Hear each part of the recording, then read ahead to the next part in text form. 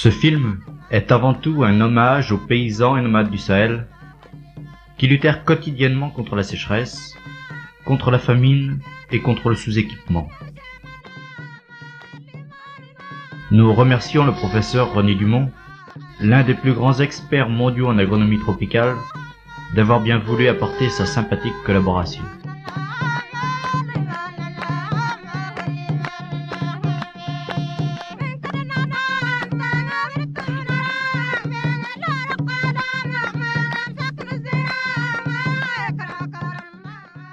On se heurte à un certain nombre de problèmes, on rencontre les vrais problèmes du sous-développement.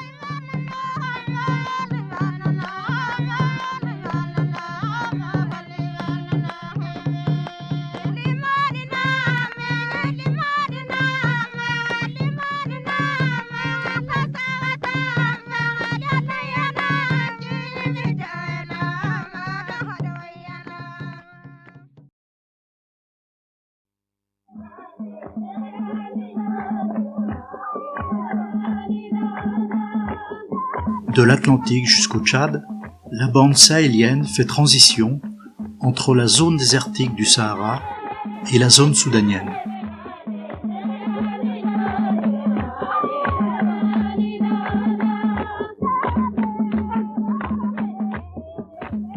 Agadez, situé à la limite sud du Sahara, est un très vieux centre caravanier.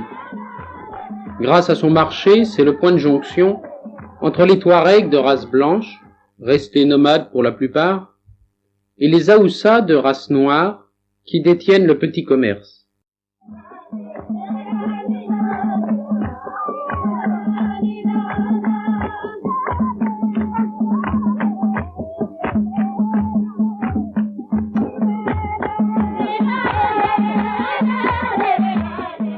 Malheureusement, depuis 2015, les touristes ne viennent plus à Agadez, car cette zone est jugée trop dangereuse.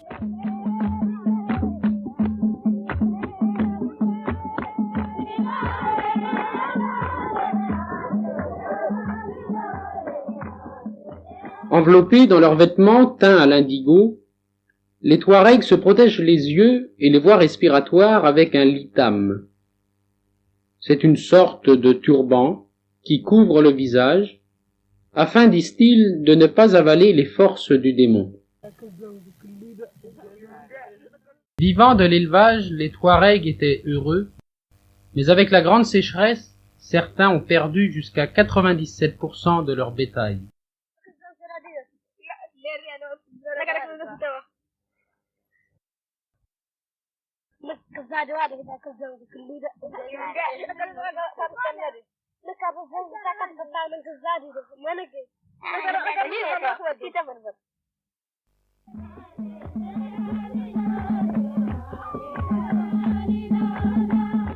Ayant presque tout perdu, beaucoup de Touaregs sont devenus des sédentaires dans ces camps de réfugiés.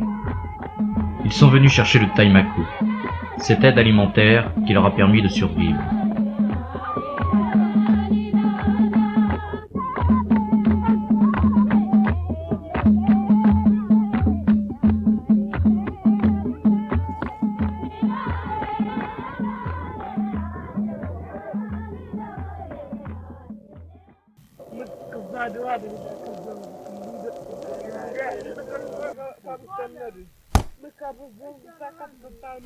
À partir de 2007, pendant plus de 2 ans, les Touaregs se rebellent et demandent une meilleure répartition des richesses.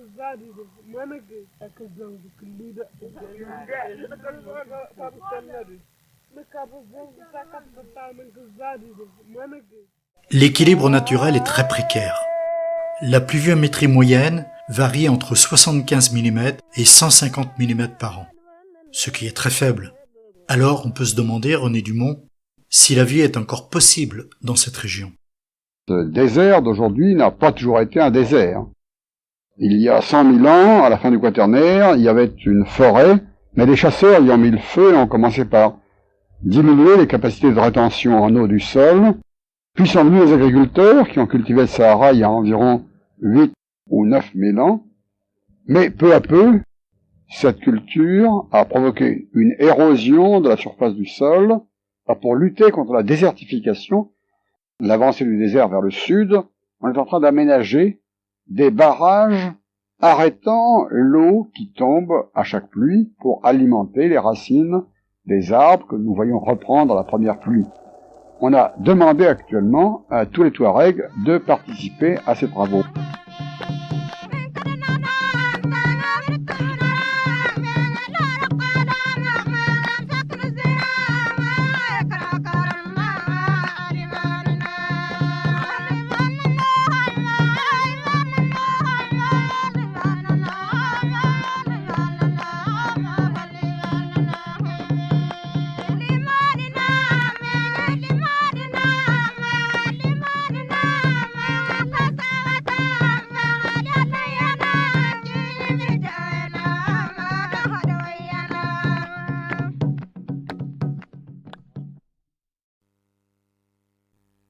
Vous voyez qu'au bord de ces rivières temporaires, de l'eau s'est infiltrée et immédiatement la végétation devient beaucoup plus dense et il y a même sous ce climat très aride, 150 mm de pluie année moyenne, il y a encore au bord des rivières temporaires une possibilité de redonner la vie et c'est là le but de ces barrages.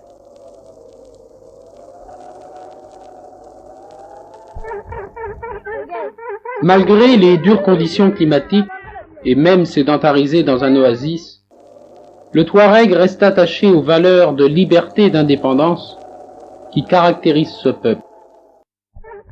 Chaque jour, sous un soleil de plomb et par le vent sec venant du Sahara, il puisera pendant de longues heures l'eau nécessaire aux cultures.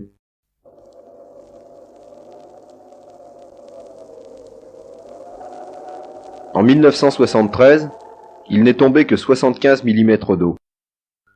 Pour entretenir son bœuf, indispensable à l'irrigation, le paysan a été obligé de vendre la moitié de sa récolte.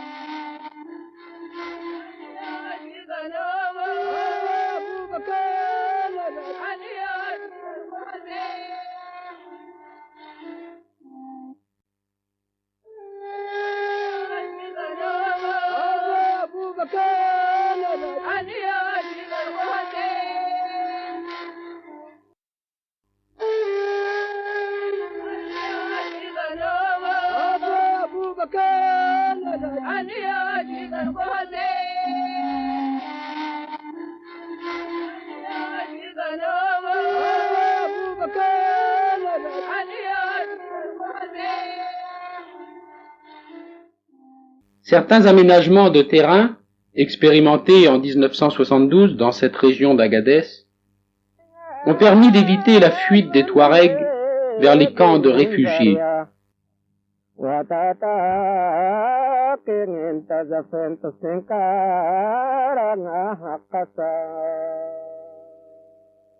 Étonnés par les résultats obtenus, les Touaregs s'engagèrent alors dans la construction d'une digue d'épandage, afin de dévier l'eau des pluies qui s'engouffraient dans les canyons sans utilité aucune pour la végétation.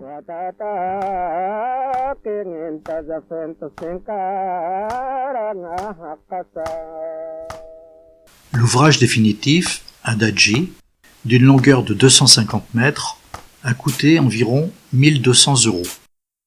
31 personnes y ont travaillé pendant 2 mois et demi, chacune d'entre elles recevant une allocation journalière correspondant au SMIC nigérien.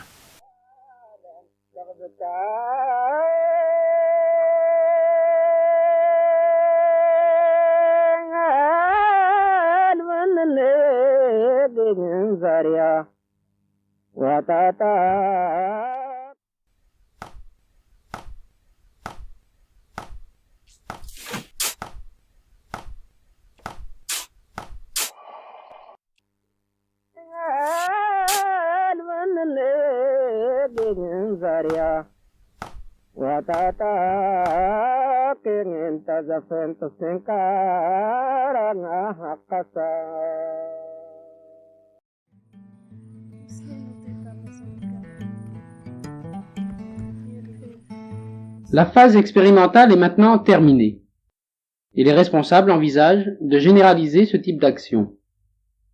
Il est vrai que les résultats sont extrêmement positifs. D'une part, l'avancée du désert est ralentie. D'autre part, l'homme s'aperçoit qu'il doit respecter la nature pour sauvegarder la vie dans la zone subdésertique.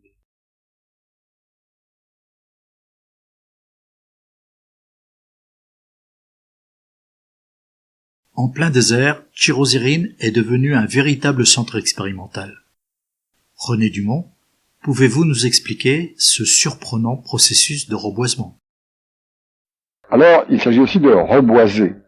Là, on a choisi un système mis au point par les Touaregs eux-mêmes qui sont aperçus que dans les crottes de chèvre, il y avait des graines de ces arbustes ou des petites pousses capables de reprendre. Alors, on creuse des cuvettes que la première pluie remplira. On y met des crottes de chèvre dans le fond de ces cuvettes et on décortique là les crottes de chèvre dures de façon à faciliter la sortie. Mais ces jeunes pousses qui vont sortir seront tout de suite très fragiles et il suffirait que les chèvres viennent les attaquer pour les faire périr immédiatement. C'est pourquoi immédiatement ces jeunes pousses sont protégées de la dent des chèvres par ces espèces de cônes de branches d'arbres. Il s'agit en somme d'arrêter la marche inexorable pour certains du désert, qui est en somme le résultat d'une mauvaise gestion par les hommes qui ont surchargé le bétail. Les premiers vétérinaires qui ont soigné les bêtes se sont plus préoccupés d'augmenter le nombre de bétail et de lutter contre les maladies que de améliorer la nourriture du bétail. Alors on a provoqué un déséquilibre qui est devenu dramatique aux années de grande sécheresse comme 1972. À 25 km à l'ouest d'Agadez, cette zone de Kerboubou était une forêt d'épineux. Aujourd'hui, il ne reste que quelques arbustes. Aussi, les Touaregs ont-ils entrepris de construire des banquettes en 2001 pour retenir les eaux de pluie.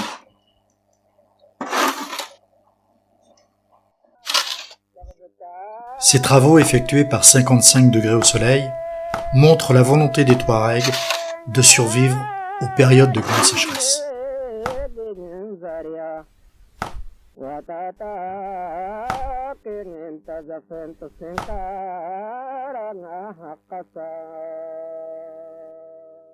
Dans les régions du Nord, à Chirozirine et ici à Kerboubou, toute graminée semblait avoir disparu.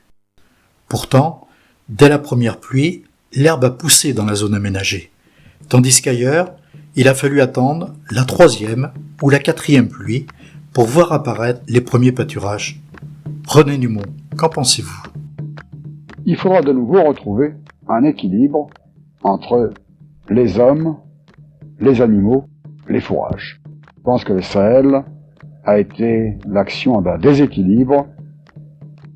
Ces hommes ont eu besoin de trop de bétail qui a surpâturé la végétation annuelle et la végétation arbustive en favorisant l'avancée du désert. Il faudra envisager que ne reviennent dans ce Sahel que des quantités moindres d'hommes et des quantités moindres de bétail si l'on veut retrouver un équilibre. Dès que les pâturages réapparaissent, les animaux réfugiés près des puits pendant la saison sèche sont regroupés et l'élevage expansif recommence. Souvent les chèvres, qui résistent mieux aux dures conditions climatiques, sont la seule richesse des nomades. Et par ailleurs, elles sont aussi les agents dévastateurs de la végétation. René Dumont, qu'en pensez-vous ? Il ne s'agit pas de condamner la chèvre. La chèvre est le meilleur utilisateur de ses ressources rares fourragères pour la transformer en lait et en viande. Mais ce qu'il ne faudrait pas, c'est retrouver à nouveau un surpâturage de ces jeunes graminées qui viennent de pousser, qui aboutirait de nouveau à la destruction de toute végétation.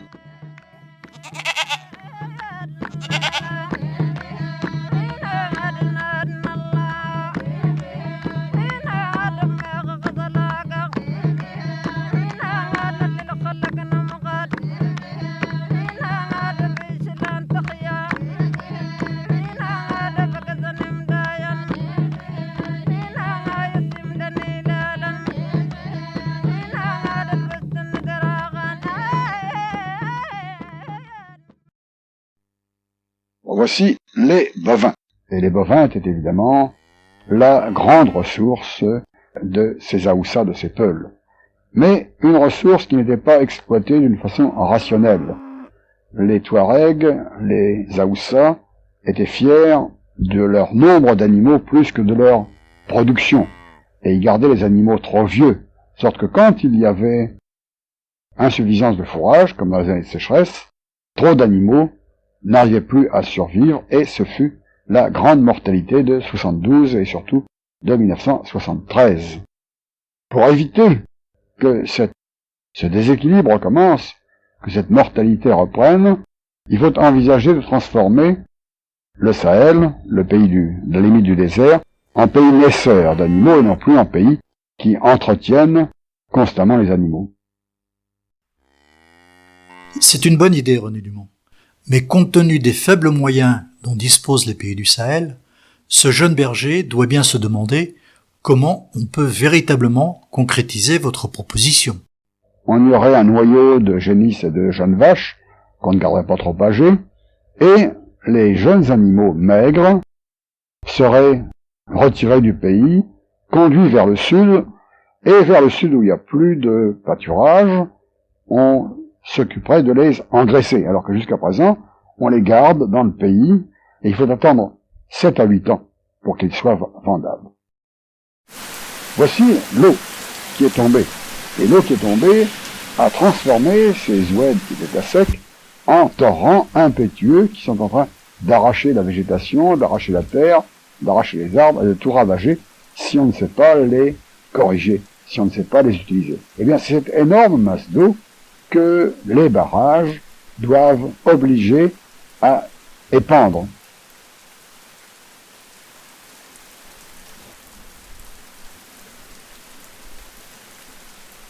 On réalise des systèmes d'épandage de crues latéralement, à droite, à gauche, de façon à ce que l'eau recouvre le maximum de surface, que l'eau s'infiltre dans le sous-sol.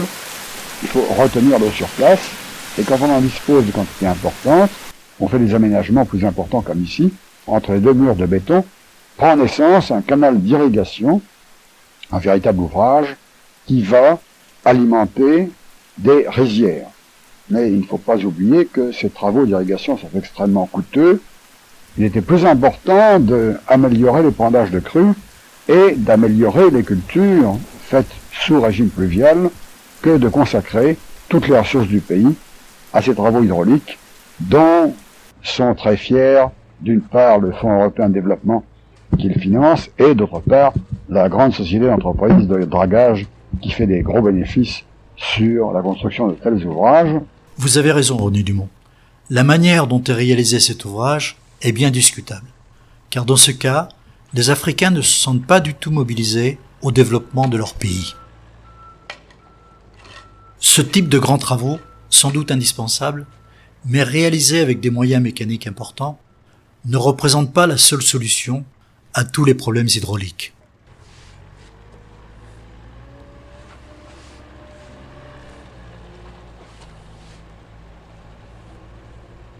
Il faudrait également réaliser, avec l'aide de la population, des barrages plus petits, permettant de pratiquer les cultures pluviales.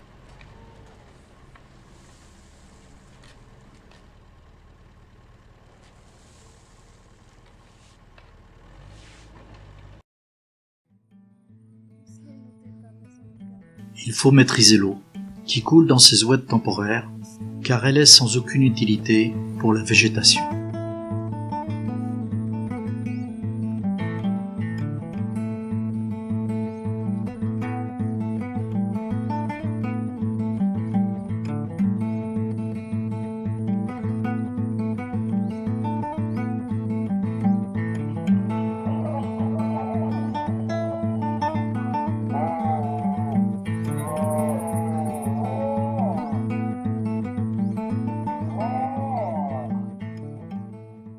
Pendant la période de grande famine, pendant la période de grande sécheresse, quand les bovins mouraient dans le nord en proportion importante, une proportion de ces bovins ont reflué vers le sud, et comme ils n'avaient rien à leur donner à manger, leurs propriétaires, les Haoussa, les Touaregs, ont cherché à s'en débarrasser à un certain moment donné.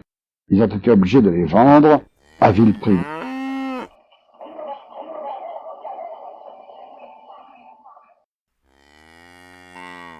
Durant la grande sécheresse, certains animaux ont été vendus l'équivalent de 2 ou 3 euros, car les nomades complètement démunis n'avaient plus de moyens pour survivre.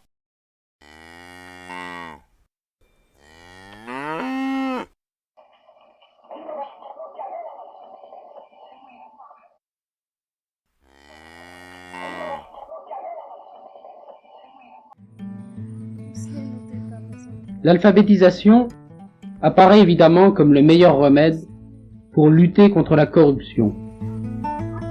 Mais l'apprentissage du métier d'agriculteur est là plus qu'ailleurs vraiment indispensable.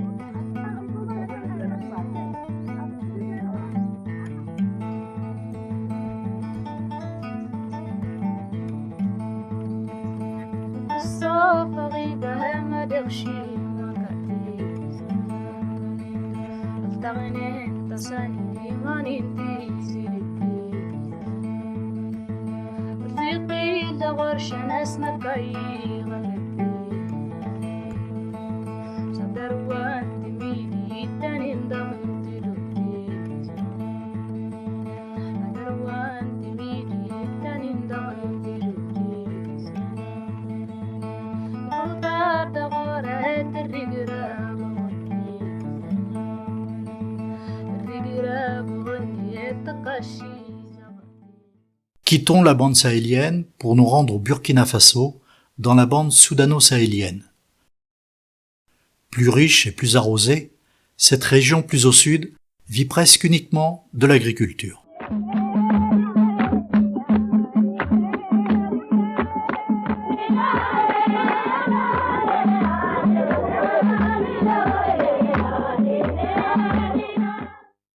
Dans les différents offices régionaux de développement, les cadres voltaïques travaillent de concert avec les coopérants techniques pour vulgariser les thèmes essentiels à une nécessaire révolution agraire.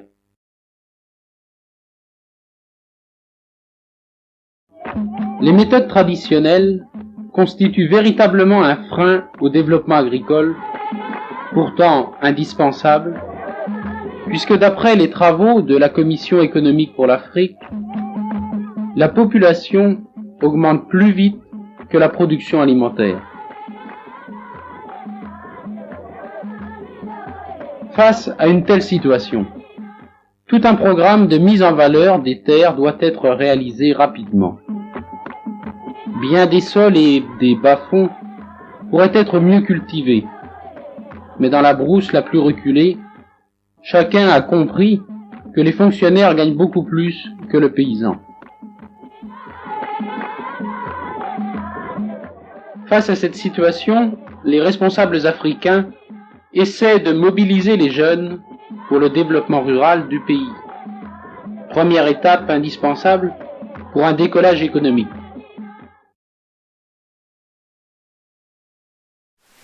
Ailleurs, une bonne utilisation des disponibilités en eau pourrait permettre à la zone tropicale de pallier en partie les nombreux aléas climatiques.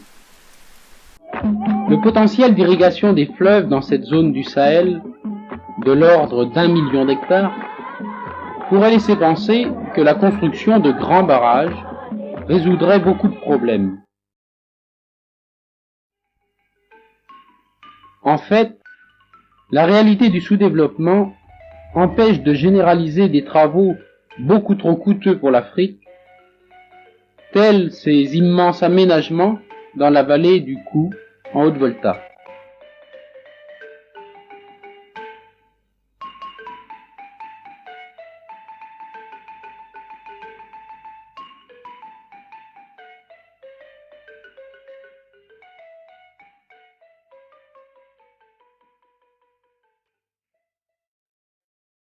Comme le disait le professeur René Dumont, grand expert en agronomie tropicale, les bases essentielles d'une révolution agricole sont l'apport de fumure organique, la réalisation de dispositifs anti-érosifs, l'utilisation de variétés précoces et l'association de l'agriculture et de l'élevage.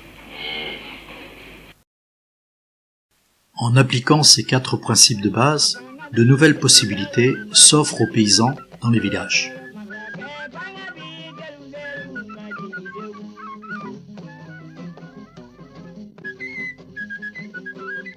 Au Burkina Faso, dans la zone de Bazoulé, Moussa est devenu un paysan de pointe. Utilisant la traction bovine pour le labourage, il emploie maintenant la fumure organique pour l'amélioration de ses terres. Durant la saison des pluies, il cultive le mil et le sorgho, après quoi, il consacre son temps aux cultures maraîchères.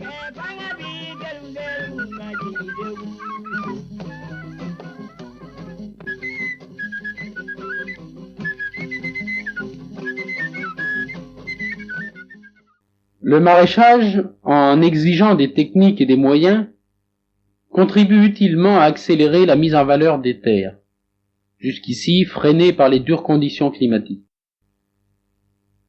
Certaines terres sont rééquilibrées par labourage et par apport de fumure organique, mais l'acquisition d'une paire de bœufs reste impossible pour bon nombre de paysans.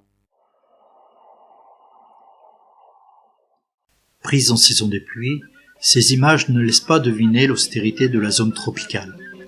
Sans pluie pendant 9 mois, est caractérisée par une perte par évaporation de 80 à 90% de son humidité.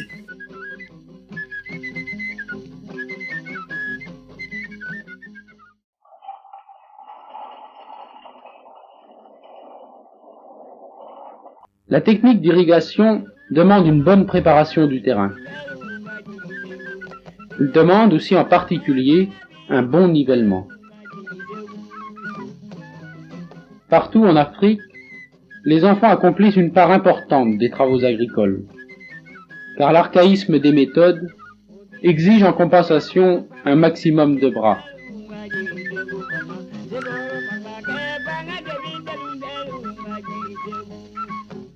Quand la terre a été bien ameublée à la houe, le contrôle des écarts de niveau se fait en utilisant cet appareil très simple.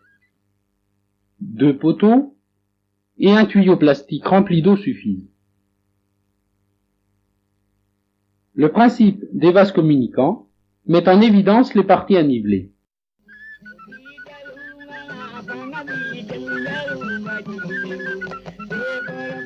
La formation des paysans est encore nettement insuffisante. Pour assurer la relève des coopérants européens, l'école rurale devrait former surtout des paysans. C'est, je crois, René Dumont, ce que vous affirmez depuis longtemps. Oui, c'est une thèse que j'ai déjà développée, mais qui jusqu'à présent n'a pas reçu d'application. L'école a une orientation, d'abord grossièrement copiée sur l'Europe, et une orientation remarquée sur la promotion individuelle. Grâce à l'école, le fils de paysan espère ne plus être paysan. Donc l'école n'est pas jusqu'à présent destinée à former des paysans, mais j'allais plutôt dire à former des non-paysans. Pourquoi? Parce qu'il y a entre le niveau de vie du fonctionnaire, des gens des villes d'une part, et des paysans de l'autre, un écart excessif, et que, en restant paysan, le jeune fils de paysan sait qu'il n'a aucun espoir de promotion sociale très nette. En cultivant mieux, il améliorera son sort de 10, 15 ou 20%. En passant fonctionnaire, il va multiplier son niveau de vie par 15 ou par 20. Il n'y a donc aucune commune mesure entre les deux. Alors il faudrait que on commence par réduire l'écart de niveau de vie entre la ville et la campagne pour rendre la ville moins attrayante. Tant qu'on n'aura pas fait ça, aucune réforme de l'enseignement n'aboutira à un résultat efficace.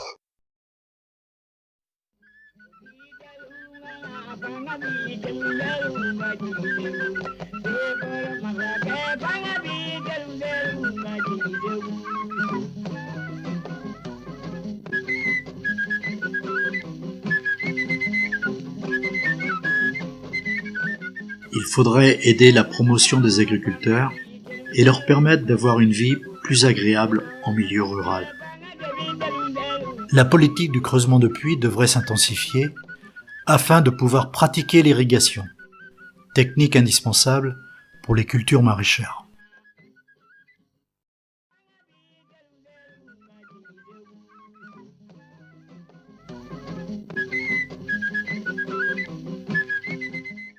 L'Afrique subsaharienne doit mettre en œuvre une véritable révolution agricole, avec des moyens adaptés aux conditions climatiques, qui bien évidemment sont beaucoup plus difficiles que dans les zones tempérées.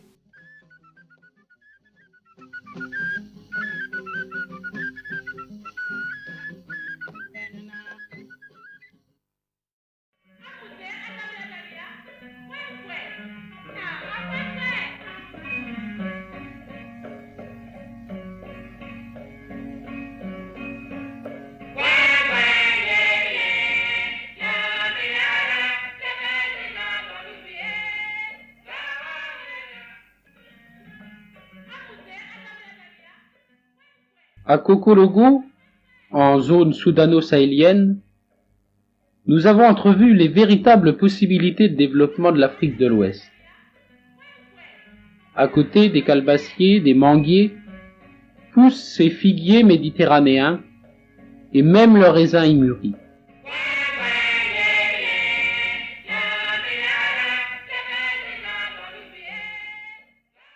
Ces prises de vue, réalisées en août, pendant la saison des pluies, permettent de penser que le développement agricole des pays du Sahel est encore possible.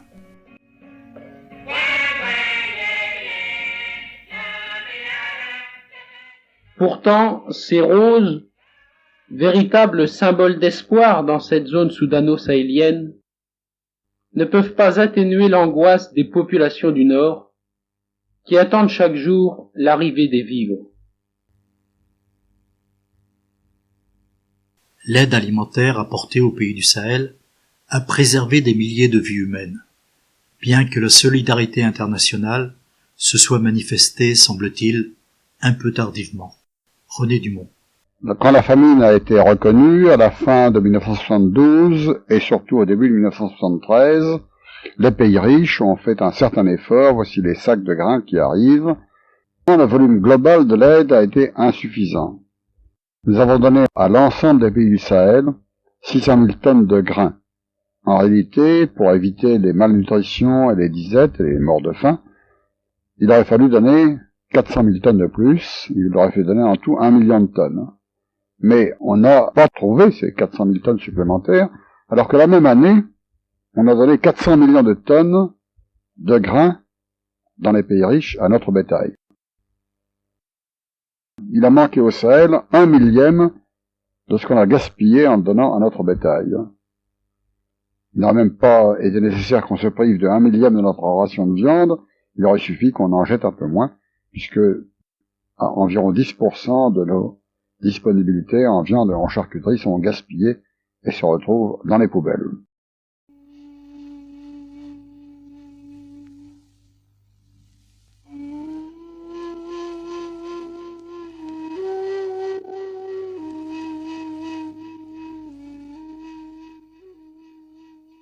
l'acheminement des vivres vers les régions éloignées des ports est toujours resté problématique à cause du manque de moyens et d'un réseau routier jadis conçu uniquement en fonction des cultures commerciales.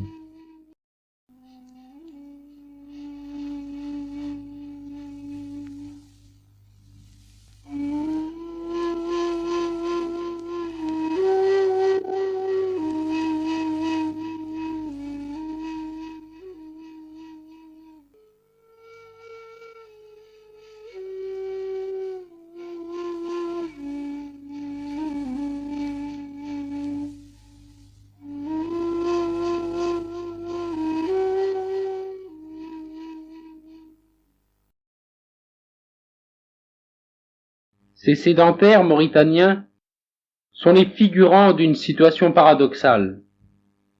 Là, pendant plusieurs mois, les secours ne vinrent pas régulièrement, faute de moyens de transport, alors qu'à 200 kilomètres de là, circulent en plein désert, 3 fois par jour, des milliers de tonnes de minerais de fer acheminées vers le port de Nouadhibou.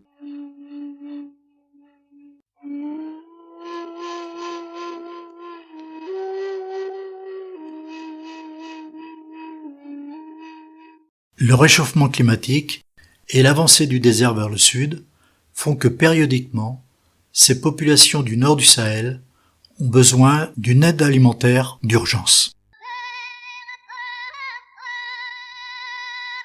Malheureusement, les gouvernements du Sahel, trop pauvres financièrement, ne peuvent pas suffisamment venir en aide à ces populations en détresse.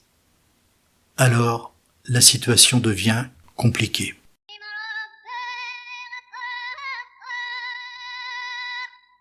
Ces Touaregs, complètement démunis, ne peuvent pas participer à la vie économique du pays.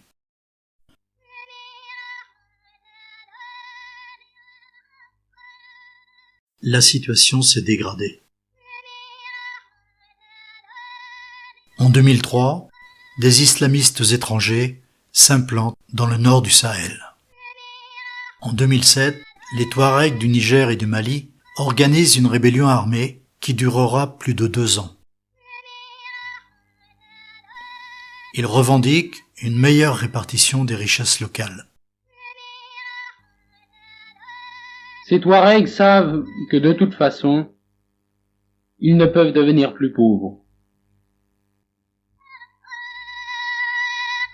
Certains Touaregs soutiennent alors le mouvement islamiste. À partir de 2013, ces territoires placés en zone rouge sont fortement déconseillés aux journalistes. Et aujourd'hui, il n'est plus possible aux voyageurs de vivre avec ces populations nomades et de réaliser de telles images.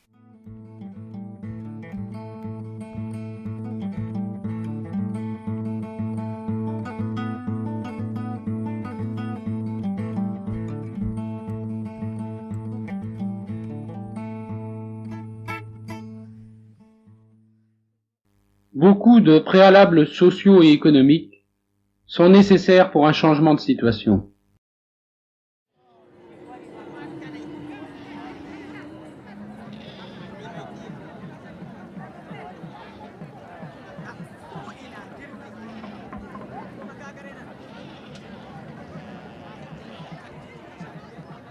Souvent, les matières premières vendues à l'Occident sont payées à des prix très bas, tandis que l'inflation propre à nos pays augmente considérablement le prix des matériels nécessaires pour moderniser l'agriculture, pour développer la pêche maritime et fluviale.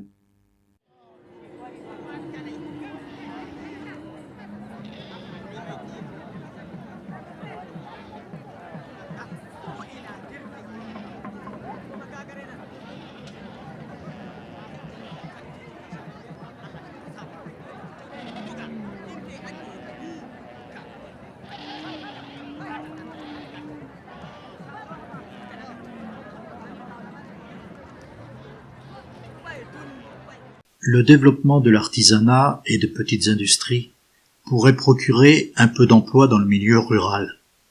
Mais d'Agadez à Dakar et ici à Ayoro au Niger, les moyens techniques et financiers manque véritablement.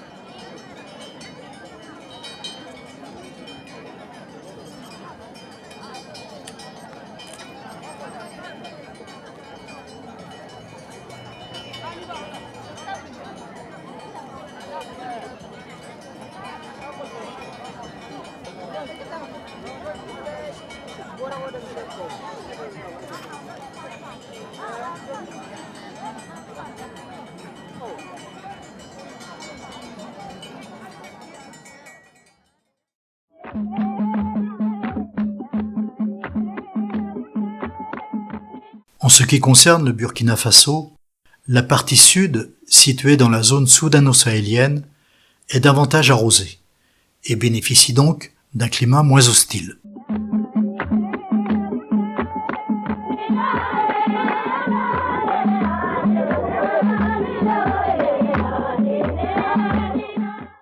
À 50 km à l'ouest de Ouagadougou, le chef du village de Bazoulé nous accueillit. Et Koutiga nous expliqua que cette zone était jumelée avec la région de Montargis. Nous travaillons avec la vallée de Bazoulé depuis à peu près 3 ans. Nous avons commencé par envoyer une première fois des charrues. Sur la vallée de Bazoulé, une opération de développement consistait à développer la culture attelée sur toute la zone. Et nous préparons un prochain envoi. Nous avons aussi envoyé du matériel de forge au centre des artisans de Bazoulé. Des forges portatives, des étaux, une cisaille, puis prochainement une perceuse. La deuxième opération venait s'intégrer dans le démarrage du maraîchage. L'argent qu'on a pu envoyer a pu servir à subventionner des puits et des moyens d'exor de l'eau.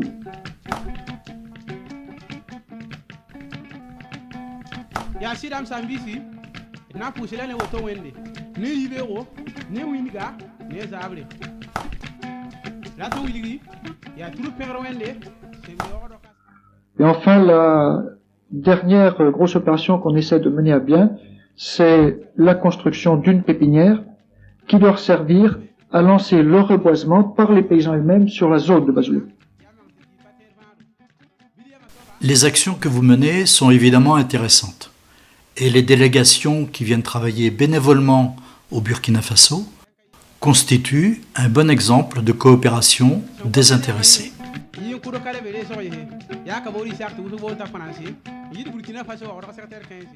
Derrière le travail de ces paysans voltaïques se cache toute l'ambiguïté des termes de l'échange.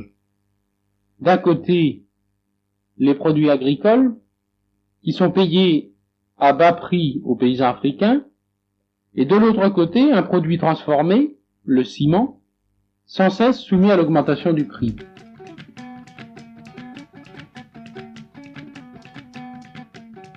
Tous ces problèmes, leur solution se situe à un autre échelon, au niveau de nos gouvernements, au niveau international. Alors, nous, à notre mesure, on essaie de faire un travail au ras du sol. C'est qu'à travers d'un travail concret, d'une prise en charge, d'une participation au développement d'une petite région, on rencontre les vrais problèmes du sous-développement.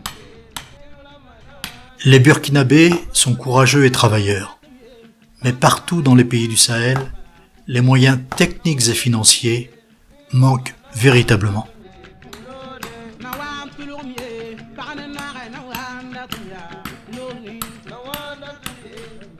Le manque d'eau courante et d'électricité est un handicap de développement qui ne devrait plus exister dans notre monde du XXIe siècle.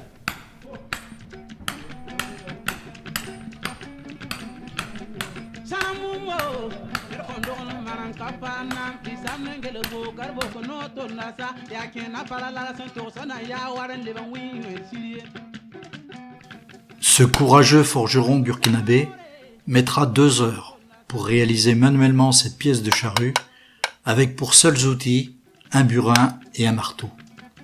Alors qu'en Europe, une machine moderne, à commande numérique et découpe laser mettra 100 fois moins de temps pour réaliser cette même pièce. Voilà bien l'exemple frappant du monde d'aujourd'hui qui évolue vraiment à deux vitesses.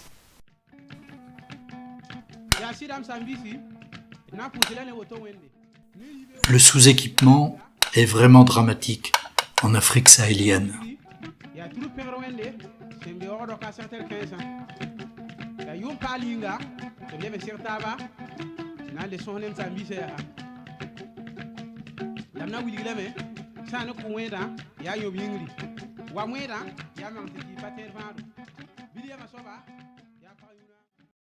Dans le comité de Bazoulé, il y a environ une dizaine de paysans représentant les villages de la vallée de Bazoulé. Ils se réunissent en principe tous les mois et il y a là une amorce d'organisation paysanne. Or, nous essaierons d'axer nos efforts pour encourager ce genre de travail.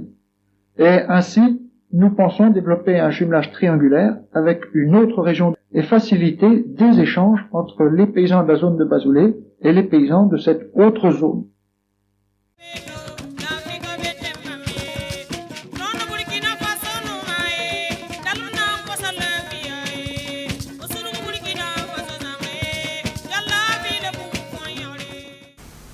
L'expérience Ujamaa a montré que les pays pauvres ne pouvaient pas atteindre le stade du décollage économique sans l'aide des pays développés. La nécessaire révolution agricole en Afrique doit être réalisée par des moniteurs agricoles africains avec l'aide de coopérants étrangers. Elle doit être basée avant tout sur l'association de l'agriculture et de l'élevage. À Montargis, le comité de jumelage et de coopération avait décidé d'aider techniquement et financièrement le village de Bazoulé au Burkina Faso. Ici, il s'affaire à collecter d'autres charrues pour préparer un troisième envoi.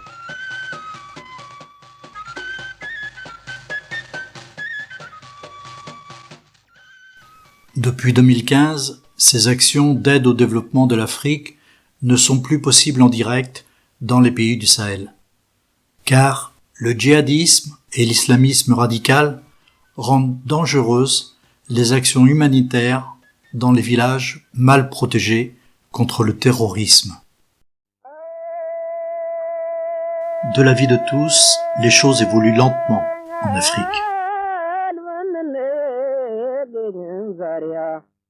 Depuis 1960, l'Afrique a été le continent qui a le moins bénéficié de la croissance de l'économie mondiale. Mais il n'est peut-être pas vain d'espérer qu'un jour, ces peuples se prendront véritablement en main. Les défis de l'Afrique sont immenses. Il faudrait creuser davantage de puits par forage mécanique pour avoir de l'eau courante à proximité dans les villages. Construire des centrales électriques pour fournir l'électricité et alimenter les moteurs des machines.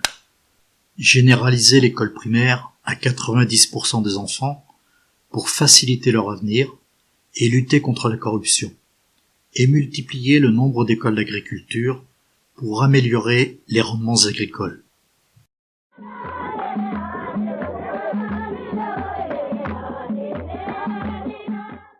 La croissance de la population d'environ 2,7% par an, soit 6 ou 7 enfants par femme, est bien supérieure à la production agricole, ce qui constitue un handicap important pour le développement des pays du Sahel.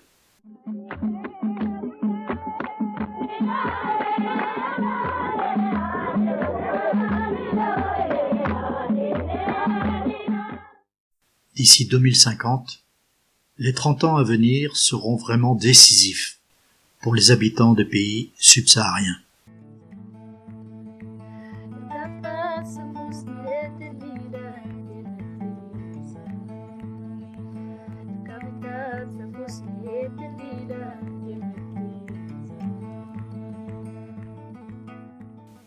Malheureusement, depuis 10 ans, les pays du Sahel sont confrontés au djihadisme radical, qui anéantit douloureusement les espoirs de développement économique et humain.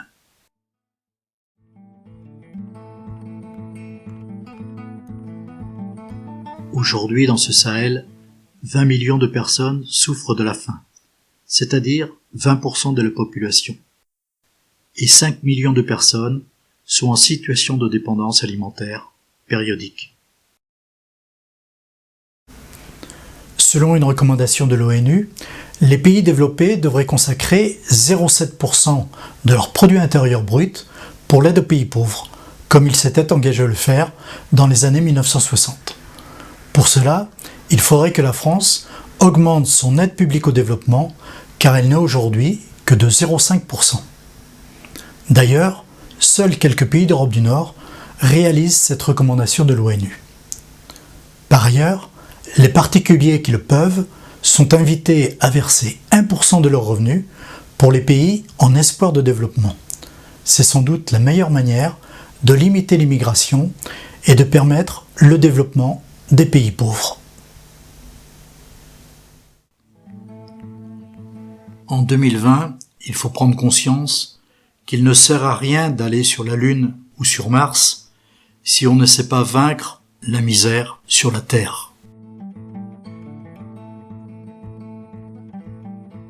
Le grand pas pour l'humanité serait de permettre à ces populations africaines de vivre avec un minimum de dignité.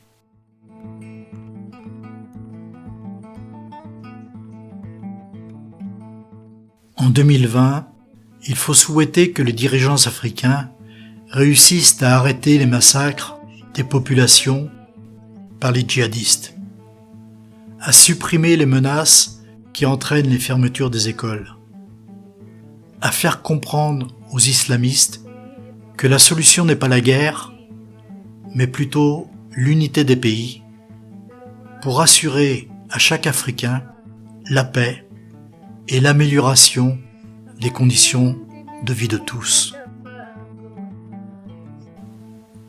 Les dirigeants du groupe G5 Sahel devraient faire comprendre aux djihadistes que le terrorisme au nom de l'islam radical n'est pas la bonne solution pour assurer le développement de cette région du Sahel.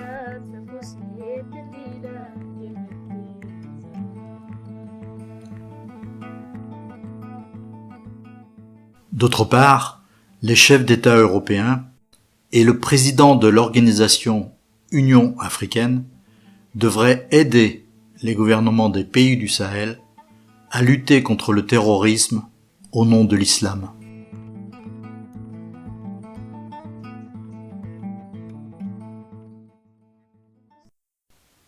Depuis le début de la première décennie de développement, c'est-à-dire depuis 1960, le quart de la population africaine n'a tiré aucun profit de la croissance de l'économie mondiale.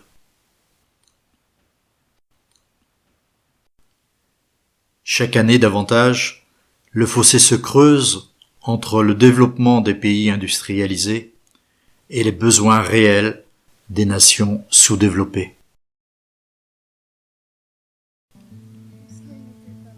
En arrivant dans ce Sahel, nous pensions découvrir l'Afrique sous son aspect exotique.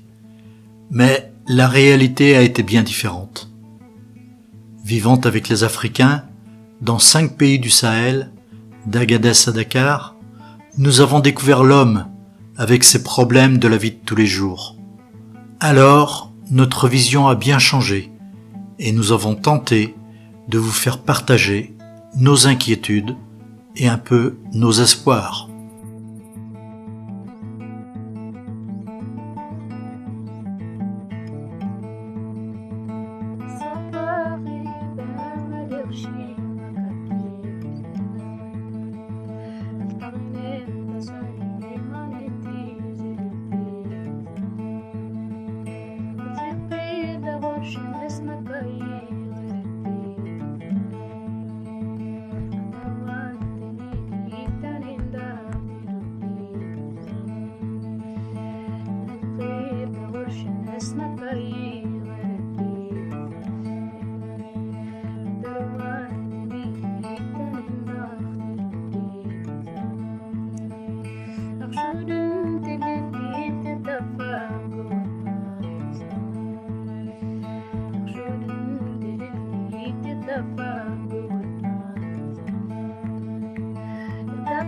سفوسنيت الليلة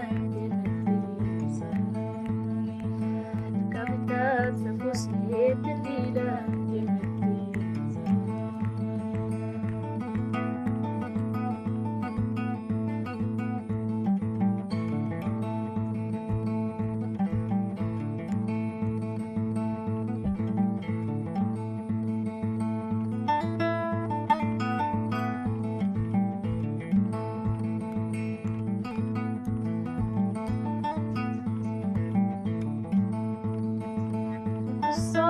غيبها ما دغشي ما كتيز افتغنين تصاني ما ننتيزي رفيقي لغرش ناس مكاي غلبي صدر وانت ميني تانين دمت لبي